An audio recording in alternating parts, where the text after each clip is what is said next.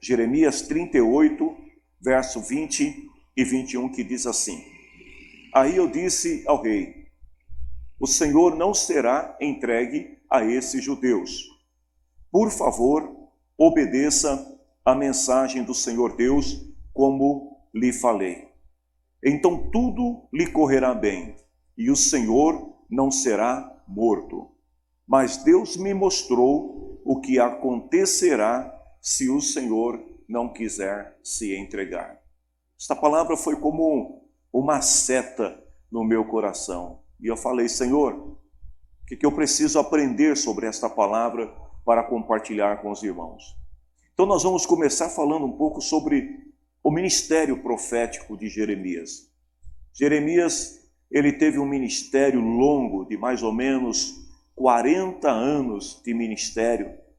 E durante esse período, ele viveu muitos momentos, tanto de ascensão como também de queda da nação de Judá. Só para a gente ter uma ideia, durante o período do seu ministério, passaram 5 reis no reino de Judá. O principal deles foi o rei Josias, que era um rei justo, um homem que agradava a Deus e que promoveu uma reforma no estado de Judá, da qual Jeremias participou. Então foi exatamente nesse momento, durante o governo do rei Josias, mais ou menos uns 60 anos depois de Isaías, que surge o profeta Jeremias, e ele apoia o rei nas suas decisões em trazer uma reforma, restaurar o culto ao Senhor, restaurar as tradições que o Senhor exigia do seu povo. Mas assim que o rei Josias morreu, vieram outros reis. Eu vou citar o nome deles, mas não vou falar muito a respeito deles, que foi Jeoacás, Joaquim, também conhecido como Jeconias, e por último, Zedequias, que é o rei do capítulo 38. Jeremias, ele foi uma pessoa que recebeu um chamado de Deus, assim como acontece com muitos de nós. Jeremias era uma pessoa simples, vamos dizer assim, um homem do campo. Ele era de uma cidade rural que ficava mais ou menos uns 40 quilômetros distante de Jerusalém. E ele começa o seu ministério bastante jovem. Alguns historiadores dizem que Jeremias começou o seu ministério aos 14 anos de idade. Outros dizem 17 e outros dizem 20. Então, para mim não ficar com 14 nem 20, eu vou ficar com 17 anos. Ele era bastante jovem ainda, quando o Senhor o chamou, tão jovem, que ele se apresentou diante de Deus como se ele fosse uma criança. E ele: Senhor, eu ainda sou uma criança. Ele se vê numa condição ainda de incapacidade para exercer o chamado que Deus estava fazendo para ele, porque era um chamado muito forte. Um chamado para ser profeta, não de uma nação, mas de nações. Mas o Senhor disse para ele: Jeremias, você não deve se julgar como uma criança, não diga que você é uma criança. Então a vontade do Senhor prevaleceu na vida de Jeremias, e ele começa o seu ministério. Mas algumas coisas que chamaram a atenção: primeiro é que durante o reinado do rei Josias, embora Josias tenha trabalhado intensamente para promover as reformas necessárias no reino de Judá, principalmente relacionadas ao culto ao Senhor, mas Jeremias, ele percebeu que essas reformas não trouxeram uma transformação, uma mudança no coração do povo.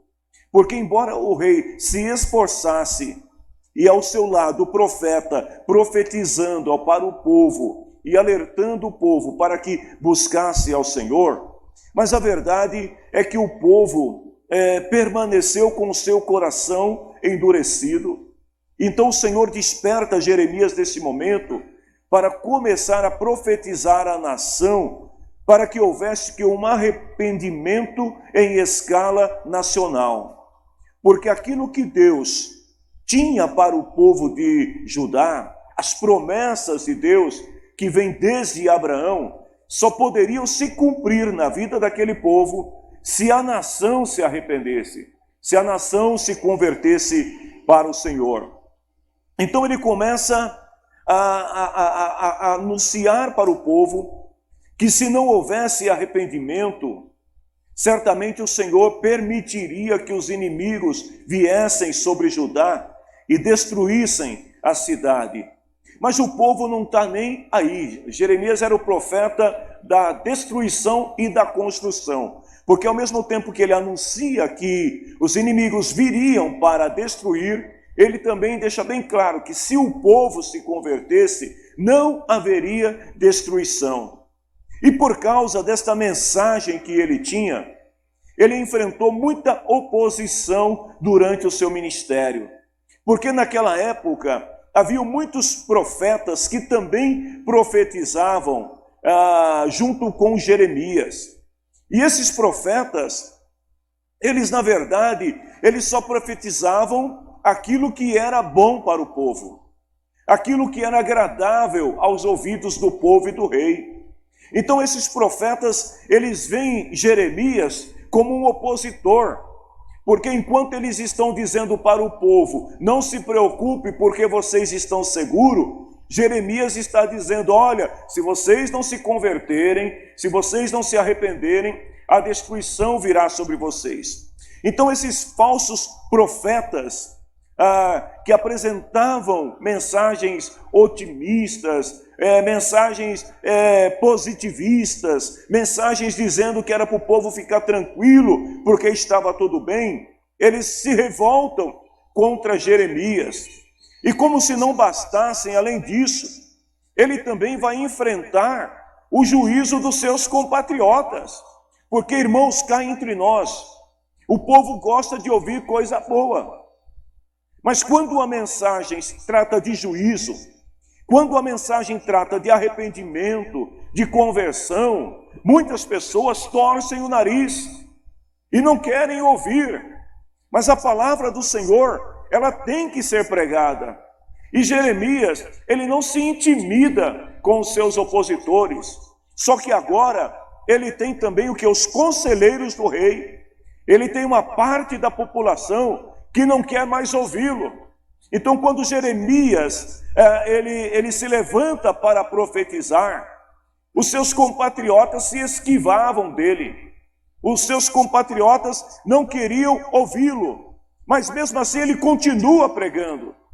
E há um dado importante sobre Jeremias, que os historiadores dizem que ele era o profeta do choro, o profeta das lamentações. Outros chamam ele de o profeta chorão. Mas por que o profeta chorão? Porque ele vê aquilo que está para acontecer, a ruína que está para vir sobre a nação, e ele está conclamando o povo, para que o povo se arrependa, para que o povo se converta, para que o povo se volte para o Senhor, mas o povo continua ignorando a sua mensagem. Então ele fala, e ele muitas vezes falava com dureza, muitas vezes ele era rígido, as suas palavras eram pesadas, mas no sentido de tentar provocar no povo uma reação que os levasse ao arrependimento. Mas a verdade é que, ao invés do povo se arrepender, o povo se volta contra ele. E ele enfrenta rejeição dos seus compatriotas, ele enfrenta a rejeição das autoridades, ele enfrenta a rejeição dos próprios profetas que deveriam corroborar com a sua mensagem, porque era uma mensagem de Deus. Ele vai enfrentar várias barreiras, e mesmo assim, nada impede Jeremias de anunciar a palavra do Senhor. Vejam bem, queridos, a dura missão de um profeta, de um homem de Deus, de alguém levantado por Deus para conduzir uma nação ao arrependimento, para levar uma nação a se voltar para o Senhor, porque Jeremias é levantado com este propósito.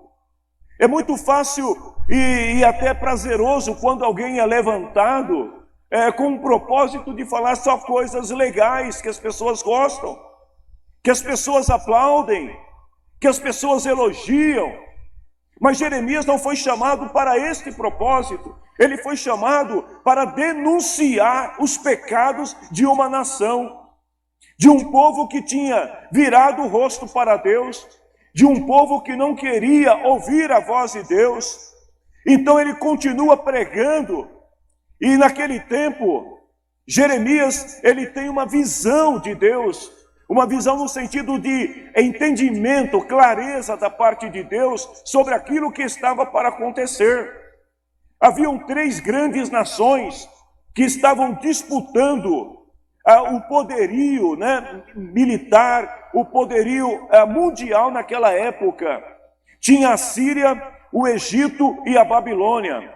Eram 3 grandes nações, e Judá, uma nação muito pequena no meio dessas 3 grandes nações, todas elas buscando a sua hegemonia política, econômica, militar. E Jeremias, guiado por Deus, ele percebe que daquelas 3 nações, a Babilônia seria a que prevaleceria. A Babilônia haveria de se tornar a grande potência global naquela época. Então o que Jeremias faz? Ele busca convencer o rei Zedequias que seria melhor naquele momento permanecer com a aliança firmada com a Babilônia ou com os caldeus, do que fazer uma aliança com a Síria ou fazer uma aliança com o Egito. Por quê? Porque a Babilônia, ela seria a grande potência e ela poderia trazer também proteção ao reino de Judá. Mas o rei Zedequias não quer ouvir o profeta. As suas profecias que Jeremias profetiza naqueles dias causam cada vez mais indignação por parte do povo, por parte dos conselheiros do rei, por parte dos outros profetas, do sacerdote. Está todo mundo contra Jeremias, mas ele não deixa de pregar. Ele continua falando e insistindo ao povo e dizendo para o povo que se o povo não se arrependesse, o juízo de Deus estava prestes a vir e Judá seria destruído. Naquela época, o Egito apoiava um grupo em Judá, que era exatamente o grupo dos opositores a Jeremias. Então o Egito, ele se infiltra, alguns egípcios se infiltram no meio dos judeus, e eles começam a incitar os judeus para brigar com o próprio judeu.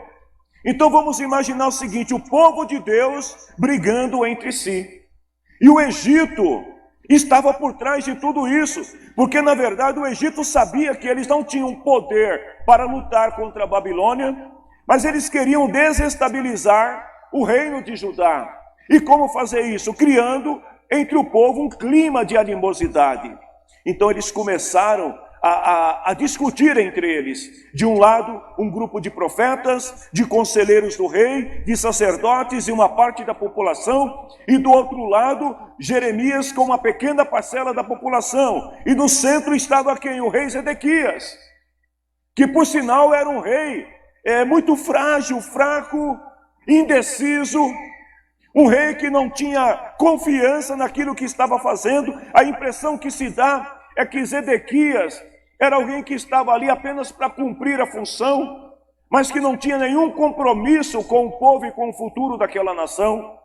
Então, diante de tudo isso, o Egito começa a incitar o povo de Judá para se levantar contra a Babilônia. E foi exatamente aí, nesse momento, quando o Egito começa a incitar o povo, que o rei Nabucodonosor, ele vem pela primeira vez, ele sitia a cidade de Jerusalém, mas ele não destrói a cidade. Ele apenas sitia a cidade, ele leva alguns príncipes com ele, prisioneiros, ou melhor, para o cativeiro, e ele coloca Zedequias para ser o rei ou o governador daquela província. O rei Zedequias, só para a gente ter uma ideia, ele era filho de Josias, o filho caçula de Josias. Então ele tinha conhecimento da lei do Senhor, ele sabia muito bem o que o seu pai tinha feito, o que era bom aos olhos do Senhor. Mas a verdade é que assim que ele assume o reino, ele fica como que perdido, pressionado de um lado por aqueles que apoiavam o Egito e pressionado do outro lado por um profeta que está dizendo para ele: rei, se você não ouvir a voz de Deus, a nação será destruída. E o rei não quer ouvir. Então o que Jeremias faz? Ele vai para o povo. E ele começa a falar com o povo. E ele começa a anunciar ao povo e dizer para o povo: olha, vocês precisam se voltar ao Senhor. Porque se vocês não se voltarem, o Senhor vai permitir que os inimigos venham e destruam a nação.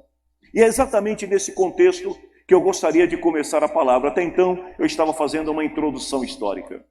Porque a palavra do Senhor diz o seguinte, que Jeremias, capítulo 38, logo no primeiro versículo até o 4, Jeremias está incitando o povo, instruindo o povo e dizendo: olha, se o rei e vocês não se arrependerem, os inimigos virão.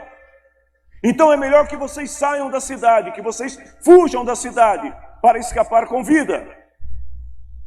E alguns conselheiros do rei estavam ouvindo o que Jeremias estava dizendo.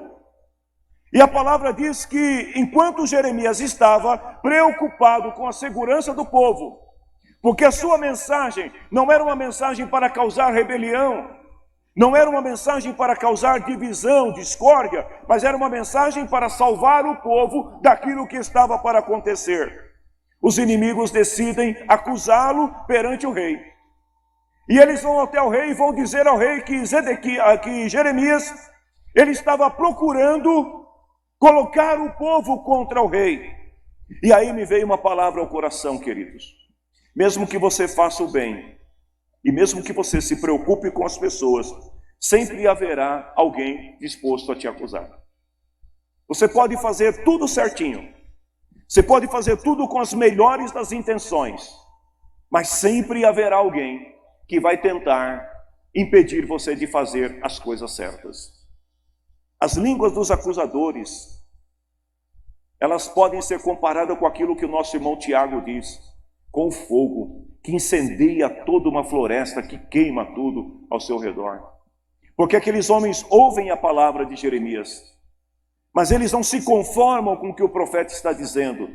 Então o que eles vão fazer? Eles vão tentar distorcer a verdade.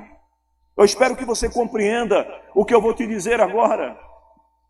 Os acusadores costumam distorcer a verdade. Como assim? Misturando a verdade com mentira, a fim de condenar o contraditório. Como? Jeremias representava o contraditório, aquele que não apoiava a aliança com o Egito, aquele que discordava dos pecados da nação. Então esses homens vão usar a verdade de Jeremias e vão misturá-la com as suas mentiras para tentar condenar Jeremias por aquilo que ele está dizendo, embora fosse a palavra do Senhor. Ou seja, mesmo quando você fala a verdade, o inimigo ele tenta distorcer a tua verdade para tentar causar destruição. Eles usam as próprias palavras de Jeremias para acusá-lo de motim contra o rei. Jeremias 38, 4. As autoridades disseram ao rei: esse homem tem de morrer, falando desse jeito. Ele está tirando a coragem dos soldados que estão na cidade e desanimando o povo. Esse homem não está procurando ajudar, o que ele quer é a desgraça do povo. Então eles usam as palavras do profeta Jeremias e aplicam nesta palavra a mentira deles. E agora condenam Jeremias diante do rei. Mas o interessante é que o rei era um rei tão fraco, tão inútil, incapaz, que sabe qual foi a resposta do rei para aqueles homens? Ele disse assim: muito bem, façam o que vocês quiserem com Jeremias, eu não posso segurar vocês. Judá era uma nação que não tinha governo. Judá era uma nação onde cada um fazia aquilo que bem entendia. E estes conselheiros do rei, eles acusam Jeremias, e o rei, que tem autoridade, ele simplesmente abre mão desta autoridade e permite que os acusadores levem Jeremias para colocá-lo aonde? Dentro de uma cisterna, de um poço, Geralmente naquela época eles cavavam muitos poços na cidade, para que durante o período da chuva aqueles poços pudessem servir como cisternas, e eles armazenavam a água ali. Mas o povo estava vivendo um período de escassez, um período de miséria, já não havia tantos alimentos na cidade. Então eles pegam daqueles poços que só tinha lama no fundo, e sabe o que eles fazem, irmãos? Eles colocam Jeremias lá dentro do poço. Eles descem ele e deixam ele lá dentro do poço. Os acusadores não permitem a defesa, mesmo quando você diz a verdade. Eles não quiseram ouvir o que Jeremias tinha a dizer. Eles não quiseram discutir com Jeremias se o que ele estava falando tinha sentido, tinha razão ou não tinha razão. Eles decidiram lançá-lo dentro de um buraco cheio de lama. Eu diria para vocês que Jeremias literalmente foi jogado na lama. Ele foi colocado dentro daquele poço. Versículo 6 do capítulo 38 diz assim, a descrição de Jeremias sobre o que fizeram a ele. Eles me pegaram e me puseram dentro do poço, que havia no pátio da guarda, que era do príncipe Malquias. Eles me desceram com corda, amarraram ele. E ele diz assim, não havia água no poço, só lama. E eu me atolei na lama. Ele literalmente foi jogado na lama. E ele está dentro do poço. E é interessante, queridos, que Jeremias estava sofrendo, não porque disse mentira, não porque fez alguma coisa errada, ele estava sofrendo por causa da verdade. E a isto me faz lembrar das palavras de nosso irmão Pedro. 1 Pedro 4, 14 e 16, que ele fala assim, se você tiver que padecer por alguma coisa, padeça pela verdade. Se você tiver que sofrer alguma coisa, Pedro diz assim, olha, vocês serão felizes se forem insultados por serem seguidores de Cristo. Se você tiver que sofrer, sofra por Cristo, porque isto quer dizer que o glorioso Espírito de Deus veio sobre você. Se alguém está te acusando, se alguém está te perseguindo, se alguém está se levantando contra você, porque você é de Deus, Pedro diz assim, você é bem-aventurado, o Espírito de Deus repousa sobre você. E ele fala, se alguém tiver de sofrer, que não seja por ser assassino, que você não sofra por ser ladrão, que você não sofra por ser criminoso, que você não sofra por se meter na vida dos outros. Eu gosto dessa palavra. Que você não sofra por se meter na vida dos outros. Mas se alguém sofrer por ser cristão, não fique envergonhado. Agradeça a Deus por ser chamado por esse nome. Amém? Se você estiver sofrendo, porque você está fazendo as coisas certas, a fim de agradar a Deus, glorifique a Deus. O Espírito do Senhor está sobre você. Queridos, deixa eu te falar uma coisa. Deus sempre tem um escape para aqueles que confiam nele. Se você está pensando que Jeremias morreu dentro do poço, está enganado. Porque o mesmo Deus que permitiu que Jeremias fosse lançado naquele poço, é o Deus que vai usar um homem, um etíope, que intercede perante o rei por Jeremias. Esse etíope era um servo do rei. Mas ele cria uma coragem que faltou para os judeus que diziam que apoiava Jeremias. E no versículo 9, na versão da linguagem corrigida, eu prefiro essa versão para esse versículo. Diz assim que o etíope foi, o nome dele era Ebed-Meleque, ele foi até o rei e ele falou assim para o rei, rei meu e senhor, estes homens agiram mal em tudo quanto fizeram a Jeremias o profeta, lançando-o na cisterna, de certo morrerá de fome no lugar onde se acha, pois não há mais pão na cidade. O que eu vejo nesse testemunho desse etíope, que não era judeu?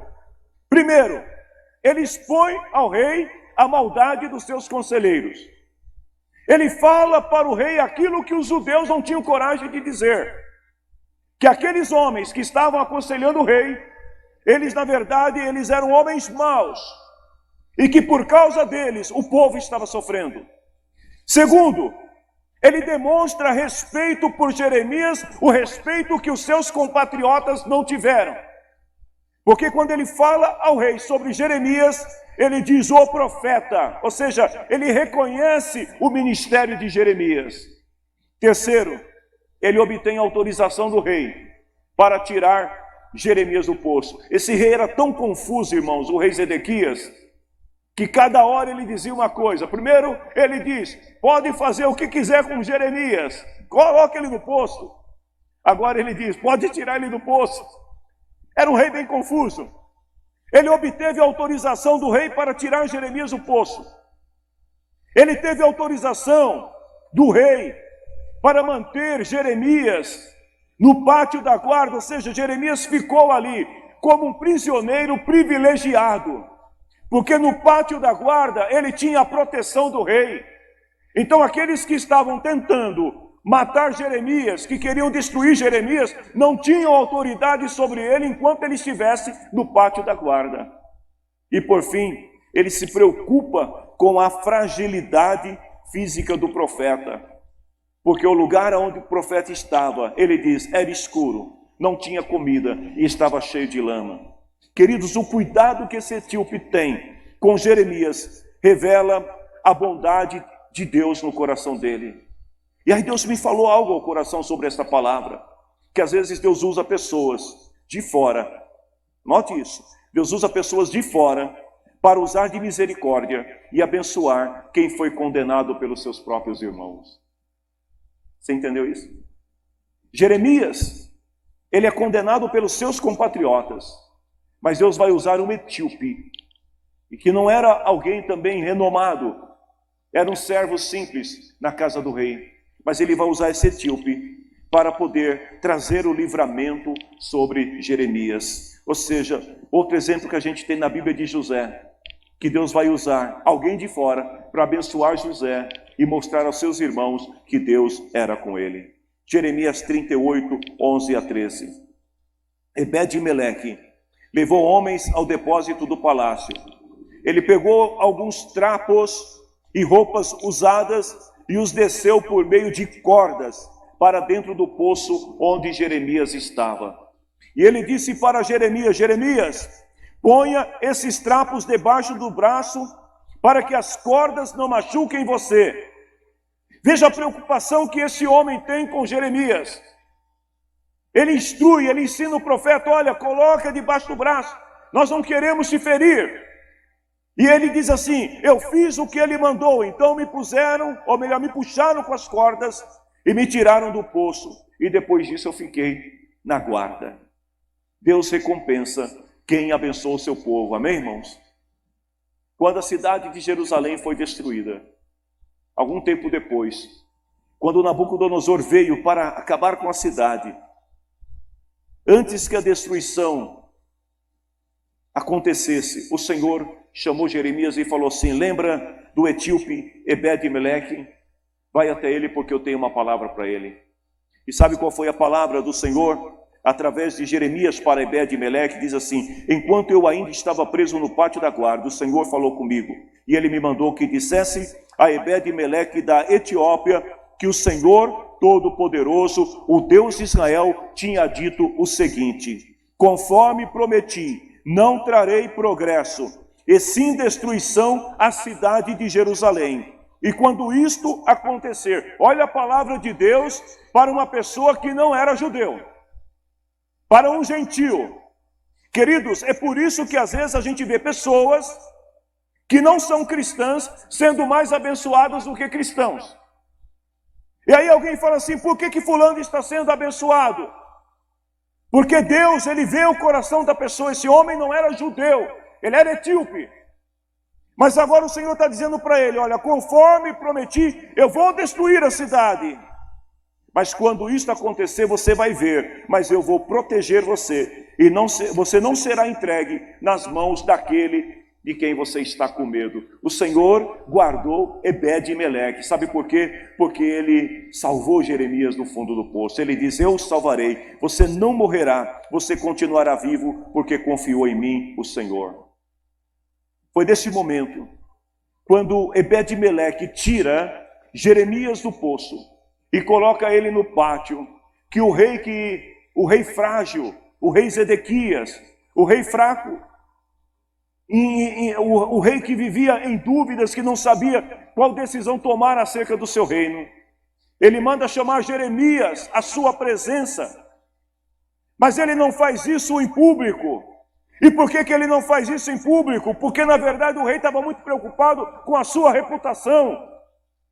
E ele não queria que os outros vissem ele falando com Jeremias, ou seja, ele sabia que Jeremias era homem de Deus. Mas ele tem medo dos príncipes, dos conselheiros, ele tem medo daqueles que apoiavam os egípcios. Então ele chama Jeremias às escondidas. E ele pede uma palavra para Jeremias. Ah, irmãos, olha só, quando o rei pede uma palavra, eu vejo aqui um problema. Sabe por quê? Tem muita gente que pede palavra, mas não obedece aquilo que a palavra de Deus diz. Porque o rei pediu para Jeremias, falou assim, olha, me dá uma palavra aí, me diz o que eu devo fazer. E Jeremias foi bem claro, você quer realmente uma palavra de Deus? Então eu vou te dizer, mas antes disso, Jeremias pergunta para o rei o seguinte, olha rei, o negócio é o seguinte, primeiro, se eu te falar o que Deus está mostrando, você vai me matar. E segundo, você não vai fazer aquilo que Deus está mandando. O que o rei falou para ele? Fica tranquilo, pode falar que você não vai morrer. Ele falou, tá bom, então eu vou dizer. Versículo 17 e versículo 18. Então eu disse a Zedequias que o Senhor Todo-Poderoso, o Deus de Israel, tinha dito o seguinte, rei Zedequias, se você se entregar aos oficiais, ao rei da Babilônia, olha o que o profeta disse para ele. Se você se entregar ao rei da Babilônia, você não será morto. A cidade não será destruída. E tanto você como a sua família ficarão vivos. Porém, se você não se entregar, esta cidade será entregue aos babilônios. E ela queimará, e você não escapará deles. Ou seja, Jeremias ele não esconde a verdade. Diferente dos outros profetas, ele fala exatamente aquilo que Deus mandou. Ei, meu irmão, se alguém pedir uma palavra de Deus para você, fala aquilo que Deus mandar você dizer. Não tenha receio de dizer a palavra do Senhor. Sabe o que o rei falou para Jeremias? Ele tinha medo. Mas sabe qual que era o medo do rei? O medo dele era de sofrer humilhação pessoal. Ele estava preocupado, ele tinha mais medo dos homens do que de Deus.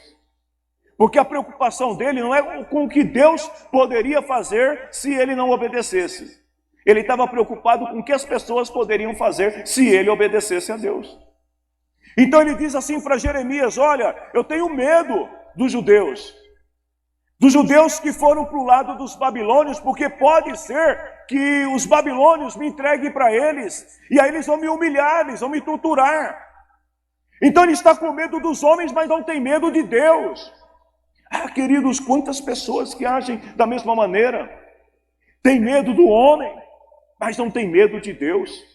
Tem medo do que alguém possa te dizer, mas não tem medo daquilo que Deus pode fazer. Então vejam bem, o profeta vai assegurar para ele dizer o seguinte, olha, você não precisa ficar com medo. Versículo 20. O Senhor não será entregue nas mãos desses judeus. Por favor, aí vem a palavra-chave dessa noite. Obedeça a mensagem de Deus. Ou seja, obedeça aquilo que o Senhor está falando, diz como eu lhe falei. Porque se você obedecer, tudo vai correr bem. Você não será morto. Mas Deus me mostrou também o que vai acontecer se você não obedecer.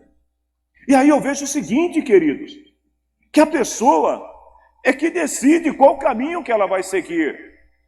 Ela que decide estar sob a proteção de Deus ou estar vulnerável nas mãos do inimigo. Porque o profeta diz para ele aqui, olha, você tem duas escolhas, você fica debaixo da mão de Deus, e Deus vai te guardar, você não vai morrer, você não vai ser humilhado, ou você fica aí à vontade e você vai cair na mão dos homens. E aí, olha o que Jeremias falou para ele, olha, as mulheres que ficarem no palácio serão levadas para os oficiais do rei da Babilônia, elas serão humilhadas. Elas vão dizer assim, o rei foi enganado e dominado pelos seus melhores amigos. Quem eram os melhores amigos dele aqui? Os seus conselheiros que estavam apoiando o Egito. E agora, diz Jeremias, ele afundou os pés na lama e os seus amigos o abandonaram. E eu disse ainda a rei Zedequias, as suas mulheres e seus filhos, todos eles vão perecer na mão dos babilônios. Você não vai escapar. O Senhor será levado como prisioneiro pelo rei da Babilônia, a cidade vai ser destruída. Então a palavra foi muito clara para Zedequias. Zedequias, se você continuar nesse caminho, se você continuar ouvindo os teus conselheiros, você vai ser destruído. Mas aí me veio uma pergunta: em quem acreditar?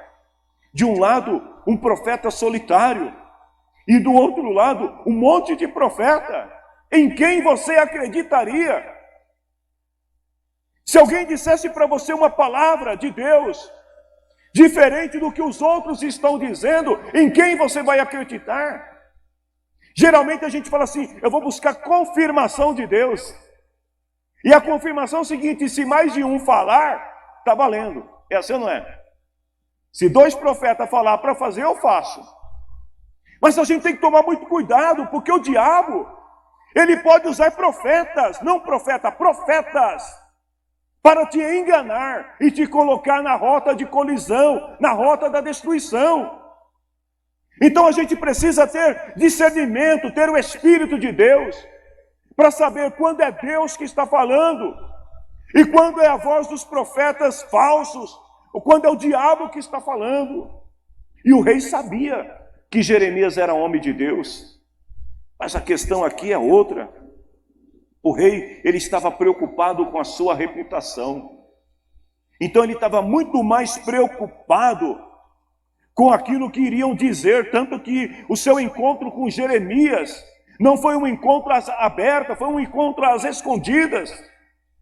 E ele diz assim para Jeremias, no versículo 24, Jeremias: não conte esta conversa a ninguém, senão a sua vida correrá perigo.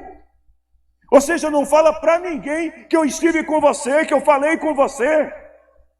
Porque ele estava preocupado com a sua reputação. Irmãos, tem muita gente preocupado com a reputação em relação aos outros e está descendo a passos largos para o inferno. Você tem que se preocupar com a salvação da tua alma. Você tem que se preocupar em fazer a vontade de Deus.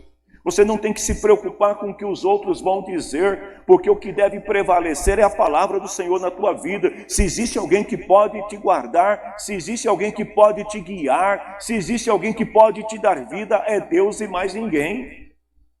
O rei exige segredo de Jeremias. Ele exige porque ele não queria que os outros soubessem desta conversa. Ele diz assim para Jeremias: olha, então, se alguém te perguntar o que você falou comigo, você vai dizer isso, isso e isso. Eu vejo aí até uma mentira. O rei, ele cria uma mentira. E ele obriga Jeremias a falar mentira para os outros. Porque ele diz para Jeremias o que ele tem que dizer. E Jeremias já tinha feito o que Deus tinha mandado. Tá bom, se é isso que você quer. Os oficiais vieram e começaram a fazer perguntas para Jeremias. Ele diz: eu respondi como o rei havia ordenado. Tá bom, é a mentira, então, que seja. E eles me deixaram em paz, porque não tinham ouvido nada da conversa. Queridos, eu estou quase terminando esta palavra. Qual seria o resultado se Zedequias tivesse obedecido à voz de Deus? Esse é o ponto principal desta palavra. O que teria acontecido se Zedequias tivesse ouvido a voz de Jeremias? Primeiro, eu penso que Nabucodonosor usaria de misericórdia com Zedequias. Sabe por quê? Porque quem colocou Zedequias como rei, como governo de Judá, foi o próprio rei Nabucodonosor. Então, se Zedequias, ele se arrependesse, se ele procurasse conversar com Nabucodonosor, provavelmente ele seria perdoado das más influências. Ele seria até liberto daqueles que estavam oprimindo ele. Então vejam bem, o que aconteceria se Zedequias obedecesse à voz de Deus? 5 coisas teriam acontecido. Primeiro, tudo ia correr bem. Ele não teria nenhum perigo. Ele não sofreria nenhum dano. Segundo, ele e a sua família seriam poupados. Deus ia guardar ele e ia guardar a sua família. Se ele tivesse obedecido à voz de Deus, as mulheres que trabalhavam no palácio não seriam violadas, não teriam sofrido a vergonha que sofreram por causa da desobediência de Zedequias. A cidade e o templo não teriam sido destruídos. Se Zedequias tivesse obedecido à voz de Deus, a nação não teria sofrido, o templo do Senhor não teria sido destruído. E se Zedequias tivesse obedecido à voz de Deus, a população teria sido poupada, o povo não morreria ao fio da espada dos inimigos. Mas não foi isso que ele fez. Ele preferiu seguir o caminho da desobediência, porque a sua reputação era mais importante do que obedecer à voz de Deus. E quando o rei Nabucodonosor cercou a cidade, irmãos, algo que me chamou a atenção é que o texto sagrado diz que o rei Nabucodonosor, ele permaneceu por quase 2 anos sitiando a cidade. Ou seja, o rei Zedequias teve quase 2 anos para se arrepender, para se converter, para voltar atrás e reafirmar a aliança com Nabucodonosor. Quase 2 anos ali de cerco na cidade, tempo suficiente para ele se arrepender. Mas Zedequias não se arrependeu, irmãos. Às vezes Deus está dando oportunidade para a pessoa se arrepender. Deus está mostrando através de sinais, de situações, que é tempo de arrependimento. Mas a pessoa continua com o coração endurecido, preocupado com o que os outros vão dizer. E a Bíblia diz que durante quase 2 anos, a cidade sitiada, e a única coisa que Zedequias faz é continuar desobedecendo ao Senhor. A reputação é o que importa. 7 coisas que aconteceram quando o rei Zedequias desobedeceu a Deus. Primeiro, os seus filhos foram mortos na sua presença. A Bíblia diz que quando o rei Nabucodonosor, ele tomou a cidade, ele pegou todos os filhos do rei e os colocou diante dele e matou um a um na presença do rei. Zedequias teve que ver todos os seus filhos serem mortos. Todas as autoridades de Judá foram mortas. Todos aqueles que eram conselheiros de Zedequias morreram com ele. Terceiro, e isto foi mais cruel ainda, ele foi preso, teve os olhos furados e foi amarrado em correntes. Olha só, depois ele vê todo aquele sofrimento, o rei Nabucodonosor, para que ele não visse nada além da morte dos filhos, ele tirou as suas vistas, para que a última lembrança que ele tivesse daquilo que ele viu fosse os seus filhos sendo mortos na sua frente. Palácio e as casas do povo foram queimadas. Nabucodonosor queimou toda a cidade, derrubou os muros da cidade, colocou o templo abaixo. A população que representava alguma liderança, que poderia ter alguma utilidade na Babilônia, foram levados cativeiros. E apenas os pobres, os mais miseráveis do povo, ficaram na cidade sob os escombros. Aquelas pessoas que eram os velhos, que não tinham mais utilidade para o trabalho forçado. E as crianças, que também não poderiam ser usadas, ficaram na cidade. A cidade ficou à espreita, totalmente destruída. Mas o que aconteceu com Jeremias? E aí eu termino esta palavra. Deus guardou Jeremias. Queridos, diante de toda essa destruição que aconteceu, a palavra do Senhor diz que quando Nabucodonosor invadiu a cidade, em cumprimento àquilo que o Senhor tinha dito, ele deu uma ordem para os seus soldados dizendo o seguinte: olha, procurem Jeremias e cuidem bem dele. Não o tratem mal, mas faça o que ele quiser. Deus guarda aqueles que são fiéis a ele. Todo o reino destruído por causa da desobediência, mas Jeremias, o homem que obedeceu à voz de Deus e não teve medo de pregar a palavra do Senhor, de anunciar aquilo que Deus determinou, o Senhor o guardou. E a palavra diz que Nabucodonosor poupou a sua vida e ainda pediu que ele fosse tratado com o devido respeito. é bom confiar no Senhor. Ouça a voz de Deus. Eu quero deixar uma palavra não só para nós que estamos aqui, mas para você que está na sua casa. O mesmo conselho de Jeremias é o conselho que eu deixo para todos nós hoje. Por favor, obedeçam à voz de Deus. Porque se nós obedecermos à voz de Deus, tudo irá bem. O Senhor vai nos guardar. Que Deus abençoe a tua vida em Cristo. Diante de todos nós, há dois caminhos: o da bênção ou da maldição, o da vida ou da morte, o da obediência ou da desobediência, o da honra ou da desonra. Qual é o caminho que nós vamos seguir? As palavras de Jeremias continuam falando até os dias de hoje. Obedeça ao Senhor. E ele diz assim: por favor, rei, obedeça à voz do Senhor.